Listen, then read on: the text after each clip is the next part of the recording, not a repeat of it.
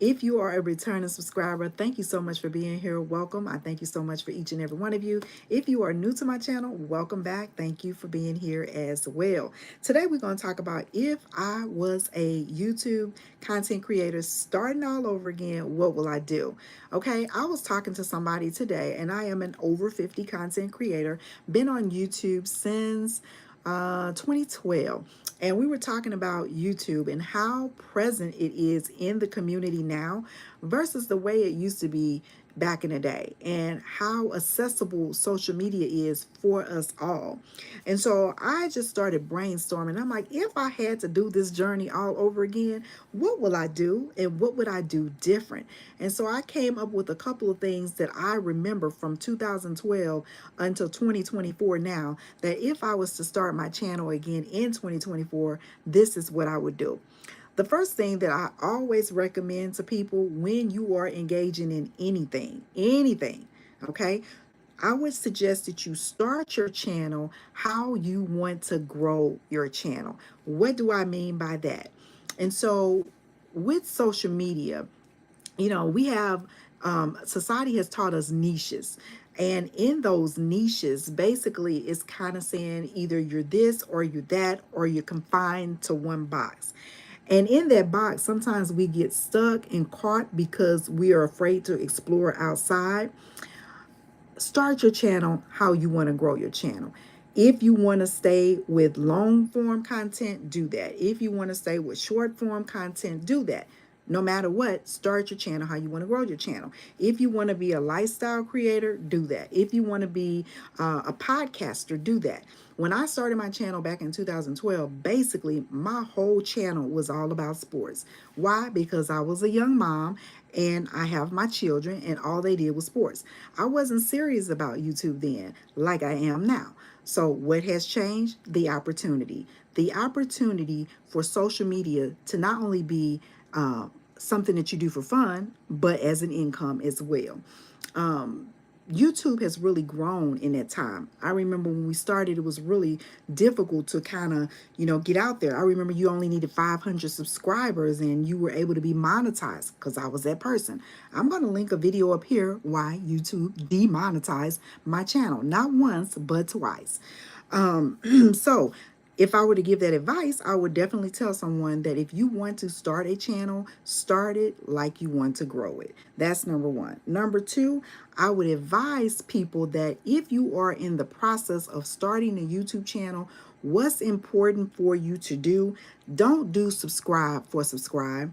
And I'm going to tell you why. People post links on social media platforms and they're like, okay, subscribe to my channel and then I'll subscribe to yours. What happens is that people are not fully intentional with your subscription. So people will subscribe to your channel and they not necessarily watch your channel. That may not be your target audience that wants to watch your channel. So subscribe to subscribe. Hey, how you doing, Demando? Subscribe to subscribe is really not an effective business plan or an execution as it relates to becoming a YouTuber. I recommend everyone, you want to be with the people who are not only going to watch your channel, but who are going to be here consistently over and over again with all social media platforms. I literally don't want to have subscribers or followers that are not really connected to me. That's the purpose of being social. Social, you're supposed to communicate with people. You're supposed to be social. And that is what YouTube is. People come to your channel to watch what you share, whether it's regarding your lifestyle, your story, or whatnot. People want to know more about you. So when you're doing subscribe for subscribe, you're really not getting your target audience. And that literally hurts your channel. So if I were to start my YouTube channel over again in 2024 or beyond, I would advise people don't subscribe for a subscription, okay? Now, the only way that I would suggest that you do that, there are groups out there that will support you. I actually have a Facebook group myself that if you come to our group and if you want to be a part of our YouTube community, we have an accountability group. And in this accountability group, we help you grow your channel. We will help you grow it by not necessarily always getting subscriptions, but making sure that we watch your videos, that we comment real content, real comments on your video, and that we also make sure that we tune in. We're accountable. We're going to make sure that we're accountable to helping you grow your channel just as accountable that as you are. So I'll link that below, and if you are interested in becoming a member to help you grow your channel, you can come in and check on us there. I'm nice. Thank you so much. You are too. So the next thing, if you are growing a channel in 2024 or beyond, my suggestion would be to start consistent. Be consistent, because a lot of times consistency, if you're not consistent, your audience will know that. They won't see you show up. They won't know if you're here or if you're not. Being consistent literally will help you grow in many ways in life. Consistency is powerful. Whether it's YouTube, whether it's business, whether it's life, be consistent. If you're going to start this channel, start it with a purpose, and the purpose is to grow the channel, to build a community, okay? That's the purpose. So if you're going to start that channel, that's what I would suggest. The next thing that I would suggest to someone starting a channel right now, don't be so focused on getting monetized. A lot of times people are focused on the wrong thing. If you're just focused on getting monetized, what's going to happen is that's going to drive your channel. When you don't reach that monetization goal as soon as possible, you're going to get kind of discouraged. You may end up quitting. And again, that's where that consistency goes in. If you just focus on monetization, that's going to limit your growth potential, okay? That's going to eliminate where you are now and where you can grow in the future. Don't focus on monetization. Focus on delivering a message. Focus on delivering quality content. Focus on getting better at becoming a YouTuber, okay? Don't always focus on that monetization. I actually, when I started my channel, that was one of the reasons, like I said, I started my channel because I was videoing my sons. And then from there, I started to see people getting paid on YouTube. I started to see people making a lot of money on YouTube. And I'm like, wow, you can literally make a living on social media, on YouTube, making money. Don't make that your goal, because that will be somewhat kind of a demise of your channel. The next one, get to know other small YouTubers. This is social media. A lot of times people come to social media just to watch. Okay. When you are just watching and not participating or collaborating or, building a community, it literally negates social media. Social media is here for people to talk, for people to get in contact with each other, for you to build, for you to learn more about other people. That is what social media is about. And so when you get to know other YouTube creators by going to their channel, when you get to know other YouTube creators by commenting on their posts, asking questions, and even subscribing, then you start to build community. You start to build a relationship, a connection with other people as well. And so it's very important. It's very important that when you are building that community, that you communicate and collaborate back with them as well. So get to know other YouTube content creators that are small creators like yourself. Number 6, if I were to start all over and to create a channel again, a YouTube channel, I would suggest that people learn SEO. What is SEO? Search engine optimization. Once you learn SEO, you have created a game-changing aspect, okay? You've created a game-changing aspect. Why? Because SEO dominates this, okay?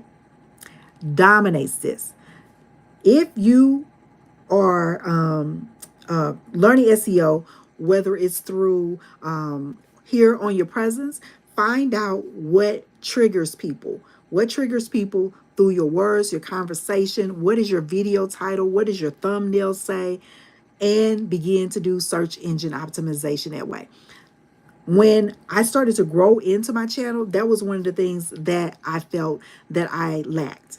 I'm like, I need to learn a little bit more about SEO, because that's what really dominates all these algorithms, the SEO. Your title will also grab and draw people in. Okay, that's another important thing. Your title will drive and grab people in.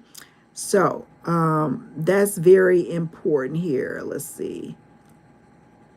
Sometimes you get people onto your channel, and my channel is not for kids.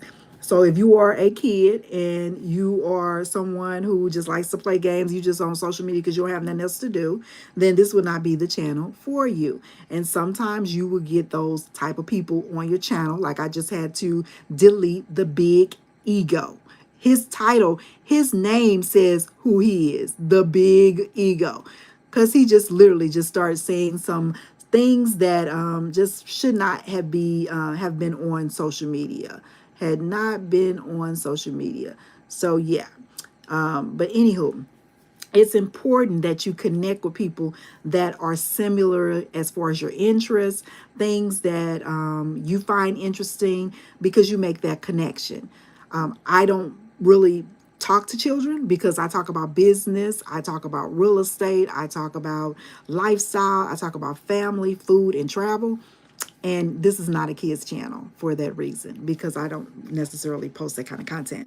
The last thing that I would say, that's going into my number 7, create the content that will attract the audience that you're seeking. Create the content that you are attracting, that you are wishing to attract the audience that you see, because those are the people that will come to you. Now, anytime you go live on any platform, that's number 8. Anytime you go live on any platform, you're going to get weird people. You're going to get people that may say mean things. That's why the delete and the block are so powerful. Okay. That is why the delete and block are so powerful. You don't necessarily have to be in the presence of people that you don't want to be in, but going live, it makes you comfortable. It makes you comfortable with presenting. It makes you comfortable in sharing information. It makes you comfortable in your craft. Makes you become a better YouTuber. And guess what? If you're interested in becoming monetized, it also helps with that as well, because people are here for a longer period of time. And so those are basically my tips. If I were to start a YouTube channel here in 2024, those are the things that I would do if I had to do it all over again. I was young when I started my channel. I probably was about, I think I was maybe about in my late, well, actually in my 30s, because my kids were able to play sports and things. And so I'm in a different stage right now. I'm in my 50s. Actually, I'm getting ready to turn 55 in a couple of weeks. With that being said, I may be attracted to some younger people, 30s to 40s to 50s to 60s and even 70s. That is my range of people that I'm interested in learning more from. Not to say that the younger generation isn't. It's just the content they may share may not be interesting to me, because I am over 50, but I love to learn from different people.